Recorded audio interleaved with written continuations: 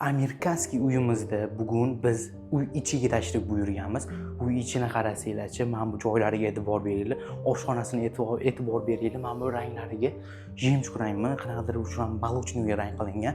Mana bu joylariga e'tibor bersanglar, toza toshdan ishlatib ketilgan. Bu uyimiz haqiqatda sizlarga aytaman, juda ham chiroyli qilib ketilgan va hamma joyi haqiqatan nima desa bo'ladi, bu uyi bor, ta'rif berishga o'zi til ojiz bo'lib qoldi-da bunaqa holatda, ko'ryapsizmi? Mana bu texnikalar hammasi elektronik texnikalar qo'yilib ketilgan. Bu ham uncha podarka texnikalardan emas, o'zingizlar bilasizlar. Mana bu joylariga e'tibor bersanglar, menga to'g'risini aytaman, oshxonalar haqiqatda chiroyli qilib ketgan. Bu yerda bemalol choy ichib o'tiradigan zonasi, televizorlargacha qo'yilib ketilgan. Konditsionerga e'tibor beryapsizmi? Bu videoni eslaganlar kommentariyada plus qoldirib qo'yinglar. Mana bu gilamiga sizlarga bitta ma'lumot aytib o'taman. Mana bu gilami toza Turkiyadan olib keltirilgan. Bu da особенный shu uy uchun qildirilgan, ko'ryapsizmi? Chiroyli qilib ketilgan.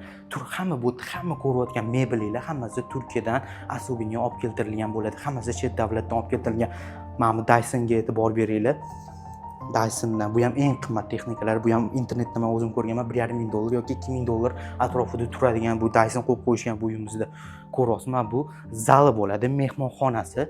Gостевой zonasi deydi-yu, bemalol mehmonlarni kutib oladigan zonasi. Bu yerda xohlasanglar stul holati qilib qo'yilgan va bu yerda divan holati kutib oladigan zona ham qilib qo'yishgan. Ko'ryapsizmi? Har bitta texnika, har bitta mebellarga e'tibor bersanglar, bir ham chiroyli qilib ketilgan. U tomonimizda ota-onalar uchun yotoqxona qilingan va o'zini sanuzillar qilingan. Va to'g'ridagi xonani ko'ryapsizmi? To'g'ridagi xona bu gостевой sanuzul qilingan. Bu yerda mehmonlar uchun sanuzul qilib ketgan. Tepada 4 ta spalnya qilib ketilgan.